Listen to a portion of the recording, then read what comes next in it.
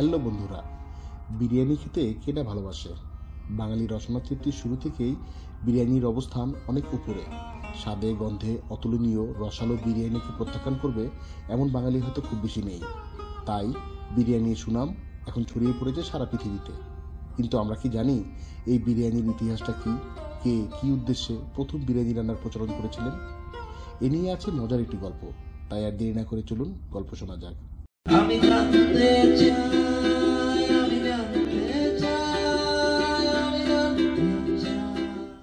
গল্পটা 1628 সাল থেকে 1658 সালের মাঝামাঝি কোনো সময়ে। তখন মুঘল সম্রাট জাহাঙ্গীরের পর সবেমাত্র সিংহাসনে বসেছেন তারই পুত্র সম্রাট শাহজাহান। সম্রাট শাহজাহান এবং সম্রাজ্ঞী মমতাজের কথা কে না জানে। ইতিহাসে তাদের প্রেমের গল্প এবং তাজমহল তো এক অবিচ্ছেদ্য অংশ। তো যাই হোক, আমরা সবাই জানি সম্রাট শাহজাহানের তাজমহল তৈরির অনুপ্রেরণা তার অনিন্দ্যসুন্দরী স্ত্রী মমতাজ মহল। কিন্তু তার আরও একটা পরিচয় আছে। ইতিহাস বলে ভারতবর্ষে বিরিয়ানির সূচনা নাকি তিনিই করেছিলেন। বিরিয়ানি সম্পর্কে বেশ কয়েকটা গল্প প্রচলিত থাকলেও সবচেয়ে বেশি ইতিহাস সমর্থিত গল্পটা হলো একদিন সম্রাজ্ঞী মমতাজ মহল সম্রাট শাহজাহানের সাথে সৈন্যদের ব্যারাকে যান তাদের অবস্থা পর্যবেক্ষণ করতে। তবে সেখানে গিয়ে তিনি দেখেন সৈন্যদের অবস্থা খুবই করুণ। তাদের ভগ্ন স্বাস্থ্য তাকে এতই ভাবিয়ে তুলল যে তিনি তৎক্ষণাৎ সৈন্যদের বাবুর্চিকে ডাকলেন এবং সৈন্যদের এমন ভগ্ন স্বাস্থ্যের কারণ জানতে চাইলেন।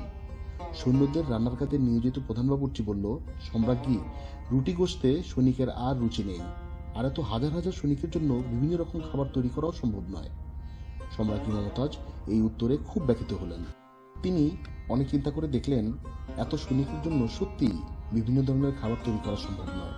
তাই চিন্তা ভাবনা করে তিনি প্রধান বাবুর্চিকে নির্দেশ দিলেন চাল ও মাংস দিয়ে এমন একটা খাবার তৈরি করতে হবে যা সৈনিকদেরকে পুষ্টির যোগান দেবে ও স্বাস্থ্য ফিরিয়ে আনবে। আর সবচেয়ে বড় ব্যাপার হলো একটাই খাবারের মেনু, তাই বাবুর্চিদেরও কষ্ট কম হবে। সম্রাজ্ঞী মমতাজের পরামর্শ মতো প্রধান বাবুর্চি কাঁচা মাংস ও চালের মিশ্রণে যে খাবারটা তৈরি করলো সেটাই আজকে বিরিয়ানি নামে পরিচিত।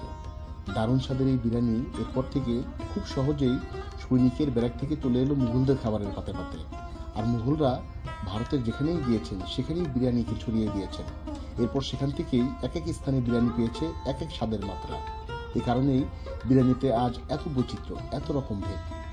তবে আমাদের বর্তমান বিরিয়ানি রান্নার সাথে মুঘলদের বিরিয়ানি রান্নার একটা কৌশলগত পার্থক্য ছিল। সেটা হলো মুঘলরা বিরিয়ানি রান্নার আগে চাল ঘি দিয়ে ভেজে কাঁচা মাংসের সাথে অন্যান্য মশলার সংমিশ্রণ একটি মুখবন্ধ পাত্রে ঢুকিয়ে মাটিতে গর্ত করে আগুন কলা সহ মাটি চাপা দিয়ে দিত। বিরিয়ানি রান্না হতো গরম মাটির ভাপে। আরেকটা কথা, যদিও মনে হতে পারে বিরিয়ানি শব্দটি যেন ভারতবর্ষেরই নিজস্ব এক শব্দ, আসলে কিন্তু এই শব্দটি এসেছে সেই সুদূর পারস্য থেকে। ফার্সি শব্দ বিরিয়ান আর বিরিঞ্জ এই থেকে উৎপত্তি হয়েছে বিরিয়ানি।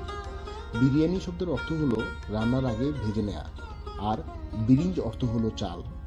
বিরিয়ানি রান্নার আগে ঘি দিয়ে ভেজে নেওয়া হয় সুগন্ধি চাল, আর সে কারণেই বিরিয়ানির এমন নামকরণ। তো বন্ধুরা, কেমন লাগলো আজকে আমাদের এই আয়োজন জানাতে ভুলবেন না কিন্তু।